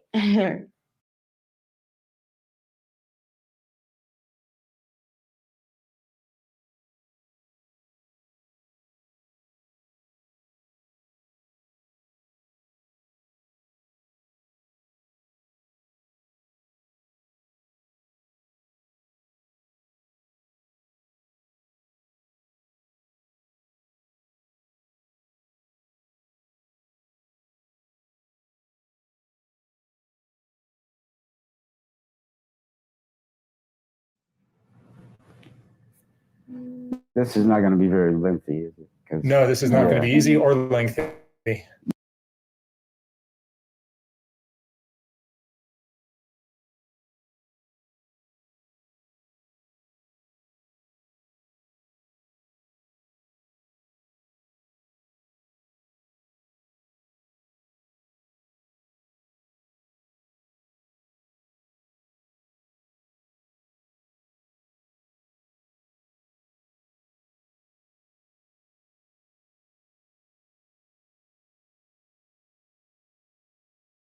You know what I mean? Yeah, that first, yeah, I got you. I'm with you. Oh my God, I was muted the whole time. I'm so sorry, you guys. I was muted the whole time. But that is the dad. That's the father. That is the father, and that is Amanda. I mean, that's the father, and that's Lima. And it's crazy because the first thing that the dad said is, this isn't going to be lengthy, is it? So he was pretty much saying, oh, this isn't going to take long, is it? Or are we going to be here for a long time? So the video that we just saw, that was in April, and this was less than a month later in May. I'm so sorry that my sound was off. I wasn't looking. I was on the wrong page. So, all right. This is not going to be very lengthy, is it? No, this is not going to be easy or lengthy. You know what I mean? Yeah, that first, yeah, I got you. I'm with you. So, Lima and Larry. Yes. We have some, I don't even know what kind of news this is. What happened last Mother's Day, right? Yeah, on Mother's Day. So on Sunday, May 9th, the treatment center. What do he mean he does not know what kind of news this is? What do he mean? Like, all right, I'm going to let it play, y'all. Center staff walked into Amanda's room thinking that she was just peacefully sleeping and realized that she had passed away. It's been a really, really big shock for us. And my brain hasn't really been able to comprehend it. And announcing it makes it real, so it's hard to believe. It's very hard to believe. And so I think I know that they did a toxicology report. All she had in her system was Tylenol. I was actually supposed to fly in for her transfer to outpatient care, and she never got transferred, so she remained at residential care, so she had 24/7 supervision.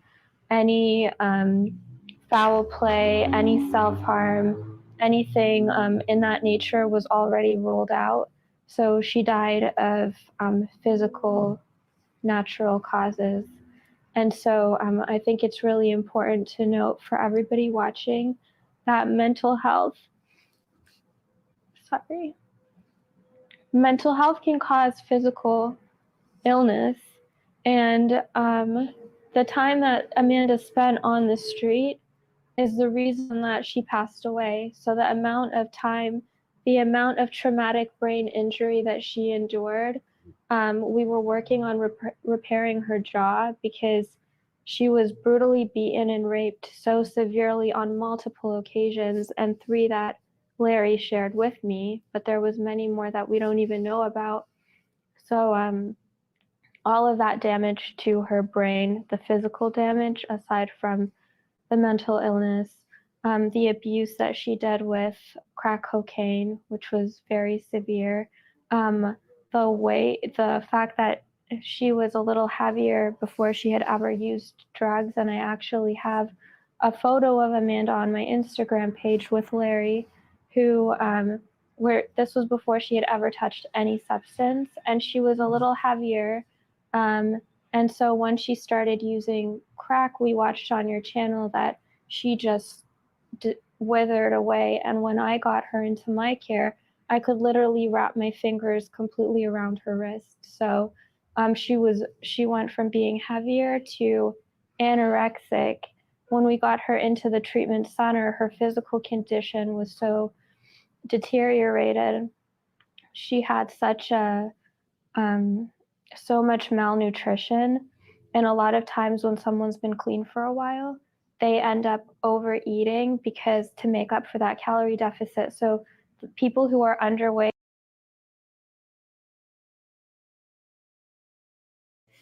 I don't know about y'all, but this sounds like a whole bunch of BS to me. I ain't gonna hold you. It sounds like a whole bunch of BS to me. And what upsets me even more than that is the fact that neither one of them really sound them. First of all, the tears at the beginning of this sounded fake as I don't know what. It sounded fake. It sounded phony. All right. And yes, it is true. I ain't gonna, oh, I got enough. I came down here looking like a whole serial killer. No, you're good. I had the taste for some plantains, y'all. So while it was playing, I went upstairs and I got me some plantains. I'm gonna cut them up down here So when I'm finished, I could just go upstairs and fry them because your sis wants some fried plantains. But I'm so that looked a little crazy. Your good sis ain't that nuts. But what was I about to say? But yeah, uh, it sounds like it just sounds crazy, but that has happened before. However, y'all, if she was in a facility that was equipped with medical staff, like she likes to say, my team this, my team that.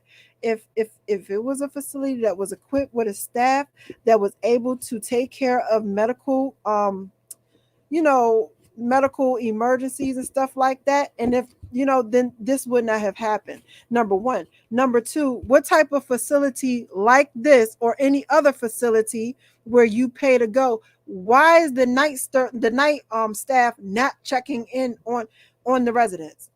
Why are they not checking in on the residents? Okay. Even in group homes, when my daughter was in a group home, staff had to check on them throughout the night. That was a requirement. That was something that needed to be done. You cannot work there and not check in on the residents. So how was it that she was able to have passed and not have been, they didn't know that she had passed? And number one, until the next morning. Okay. Require about 3,000 to 5,000 calories just to get back to zero. But that also, that doesn't include the damage that's been done to the metabolism and to the body and the digestion. So in my opinion, and we're still waiting for the autopsy report, that's going to take about 2 to 3 months, they told us. But Amanda was just homeless too long. Sorry. But so I think that she proved that there's no such thing as impossible when it comes to her mental health care. All of the people that said she couldn't be helped, everybody that said that there was nothing that could be done to save her, she proved everybody wrong. And we had so many plans. We made that video of like what it's like to go to treatment. There was a bunch of other videos that Amanda wanted to make with me. And she had so many things that she was so motivated by. And that's another thing that people don't understand is when you have someone that's homeless, and when you have someone, even if they're not homeless and they're abusing drugs, it destroys your prefrontal cortex, which is in the front of your brain. And what that part is responsible for is planning. It's responsible for impulse control. It's responsible for any type of the last and when we get off of here, I want you guys, hey Whip Town, when we get off here, I want you guys to watch the video. She planned, she was, when he asked her what it is that she wanted to do next, she had a plan. She wanted to be a nurse. She said she had plans. She knew what she wanted to do. She knew what she wanted to do next. She knew where she wanted to go. So don't sit up here and try to say her frontal cortex or whatever was all messed up. Just say that she passed away and you don't know what happened. And look how her dad's sitting there like he don't even care. Like he doesn't have a care of the world. His first question out his mouth is this going to take long? And then he sat here like a bump on a daggone log. That girl got healthy. She went there and she got healthy and she trusts these people to help her. And in the end, she ended up passing away. And what was so bad and what makes me so angry is the simple fact that why is nobody looking into this? Why is nothing? Well, you know what? They could be. I have to do, I want to look at, I'll give you guys an update to see, if anything was, done about this. Hey, Mr. Whip Hound, very interesting in this topic. As I was curious about Mr. White, thanks for bringing this forward. Of course. Where was the crash cart? Where was anything? Where was everything?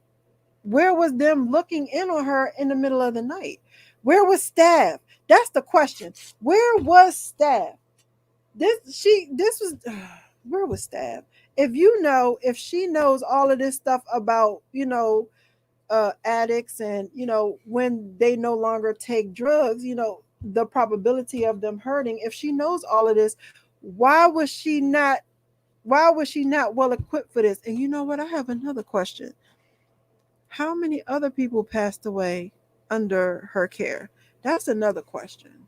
All right. And what's crazy and what's wild is the simple fact that because of Amanda's background and because of the fact that they asked her father, and her father was already, in Amanda's words, a molester, and he didn't care about her. It, she was she was the perfect subject. She was the perfect subject because it wasn't going to be no questions asked. He's up there in his little suit, checking his watch and all that other stuff. They probably gave him a couple of $1,000, and now he's like, okay, let me go and finish living my life. All right. Empathy.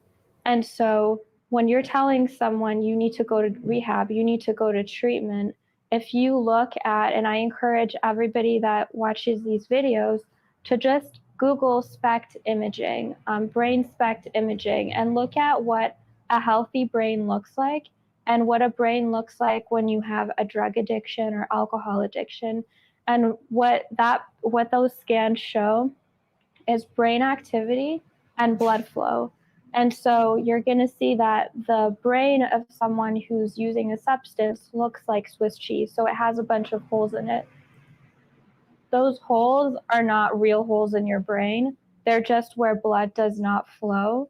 So it's really important to not just expect those people to make their own decisions. So by allowing people to be homeless and abuse themselves and hurt themselves and end up in such physical pain, and when the blood flow in Amanda's brain returned, and when she had been sober for almost over 200 days, and she was watching her videos from back then, and she called me and told me, I never want to go back to that life. I can't believe that was me. She called me in tears, crying, watching those videos back. And she was she wasn't even embarrassed about it. She was proud of how far she'd come, that she was showing the other patients at the treatment center that wanted to leave against medical advice. Because Amanda, I spoke to her right before she went to sleep, before she passed, and she had so much closure. And she when I first met her, she had no self-worth at all. And by the end, she was so proud of herself, and she had so much closure with her mom, and she was actually making plans to reach out to her birth mother and read the letter to her. And I just think that was pretty incredible, because when she died beautiful. She died totally clean. She had inspired so many people, and she died in peace. Like, she didn't have anything hanging over her where she... I think the most incredible part of Amanda's story is how, like, in the last 3-4 months, you saw her progressively blossom. She blossomed. Yeah. During the prayer, during the individual counseling for new students. Yeah. She was so enthusiastic. She was doing so many things I could never imagine. She wanted to be helpful. Yeah, she was so inspired by the staff that helped her that she wanted to be a certified medical assistant. And so she just started her, we got her the study guide, and she was supposed to start her online schooling. And she was looking for, I asked her, once she steps down to outpatient, she's going to be staying at a sober living. But once she's staying at a sober living, we're going to be job training her, helping her go back to school. That was part of the scholarship we were offering with our donors. And so I asked her if she'd like to be in a sober living. And to Amanda, because I pray every day and believe in my prayers.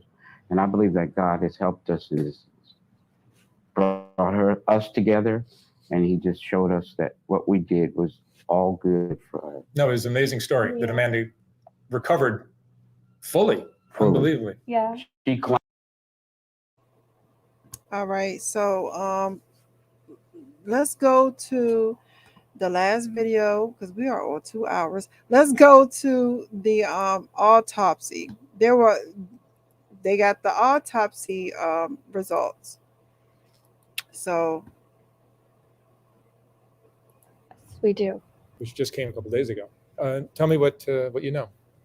Yeah, so the reason that it took so long is because there was a lot of lack of documentation because Amanda was homeless. And so basically what they used was they did the autopsy, they looked at her medical records, and then Larry and I also sent in your videos to kind of show her condition from the drug use and the beatings that she took. And we also had some photographs.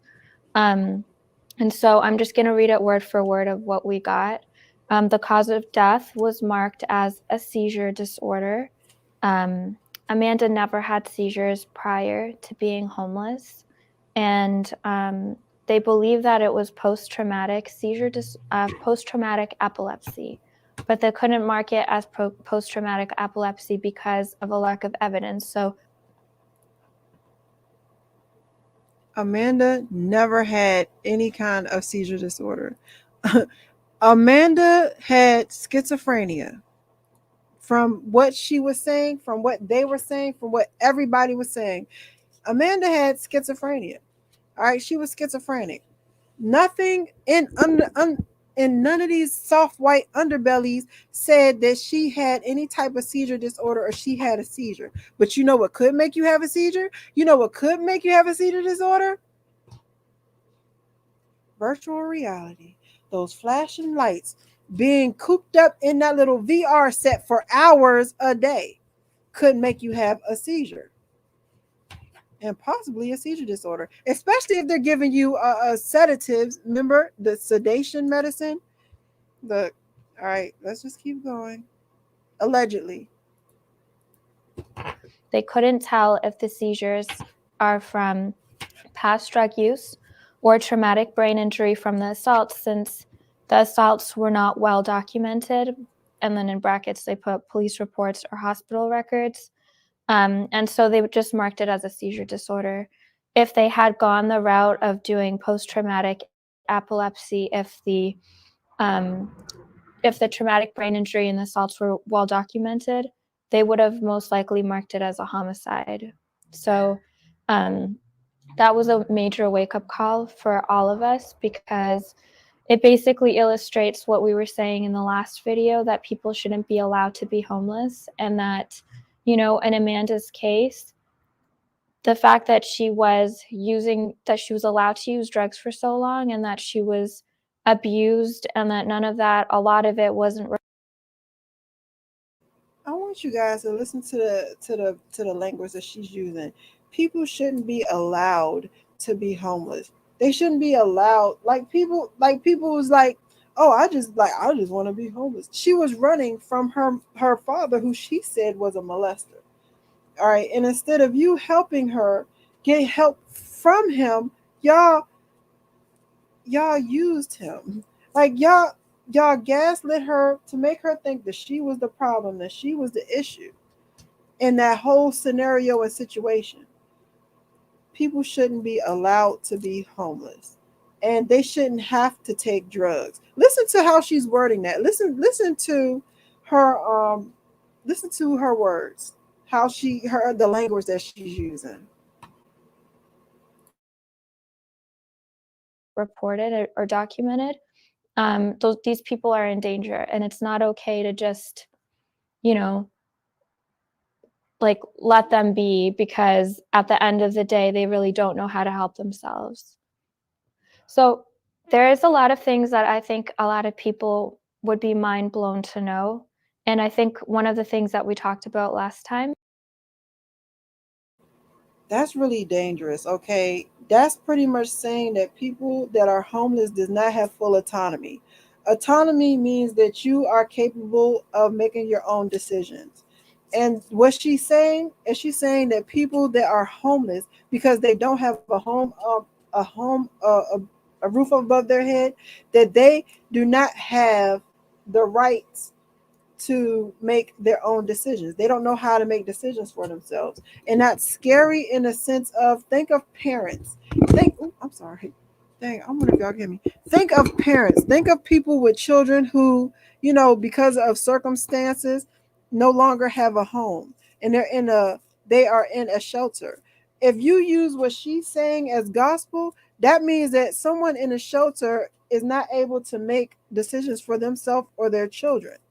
What she's saying is very dangerous, and I don't like what she's saying, and I don't like how she's saying it. Or just you and I over the phone, is how crazy it is that I have all this information and I feel like it's common sense. But when I talk to you about it, you're always so surprised. So it costs us, for each homeless person, it costs about $100,759 to keep one homeless person on the street for a year. So the reason that the costs are so high. How much was it?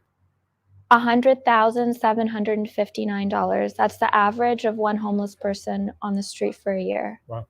So those costs are, a jail, getting picked up, getting put in jail, released, the police being called, ambulance, overdoses, hospitalizations, and on and on. So the homeless are high consumers of public resources. So a lot of our tax dollars ends up going to, pay for them basically to remain on the street. And the best case of this was a man called, they called him $1 Million Murray. His name was Murray Burr, and he accumulated over $1 million in resources in the state of Nevada. And ultimately, he died homeless on the street. So this is a major problem. I've had a lot of people write to me and tell me, like, we love what you do, we support what you do, but unfortunately, we don't think that you're going to be successful because. What she's saying is very insidious. It's very insidious because right now it sounds like something that is just, about Amanda. However, I do see it, her trying to make this a bigger thing. She's saying that homeless people, it costs too much to keep them homeless. So we should make it so they are not able to make decisions for themselves. And then do what? They can all become a part of your experiments or someone else's experiment. They could become lab rats. They're homeless. Instead of them costing us, let's go ahead and let them be experiments. And remind you, she's saying all of this while she's supposed to be talking about Amanda's autopsy results. This is how she's treating this lady's autopsy results. This is what she's deciding to talk about. Because there's so health issue. Your brain is in a position where it can't absorb therapy. And then when you're video of the funeral, like basically a celebration of Amanda's life, for the GoFundMe donors, more people to respond to all of the inquiries that we get, and then pushing out the scholarship program. So I'm not sure if you saw the last video I put up of Amanda from this funeral. I did not. Okay, so I made a funeral. I made a video of the funeral, like basically a celebration of Amanda's life, for the GoFundMe donors and for all of the people that helped with Amanda's care. And so in that video, I talked about how I renamed the scholarship program after Amanda. And so the proceeds of the supplements go towards the scholarship program. And the scholarship program is what Amanda was part of. Exactly. She was the first person you chose for that. Exactly. And so this is a way of adding value to people so they can put their nutrition first. They can take care of their brain and their, healing, and making the decision to go to rehab shouldn't be the only thing you focus on. When you go to treatment and you have a severe addiction or brain, or eating disorder, mental health issue, your brain is in a position where it can't absorb therapy. And then when you're malnourished, even if you get medication, you don't absorb the medications the same way because, you know, your body just doesn't function the same. So this is just a way. I ain't even gonna hold y'all. You know what this sound like? This sound like she Googled this, and now she's telling us what she found on Google. He seemed to use the GoFundMe. Child, don't get me lying. He does. He really does. She is pushing the agenda. She really is. All right, so let's go ahead. Hold on, let me see.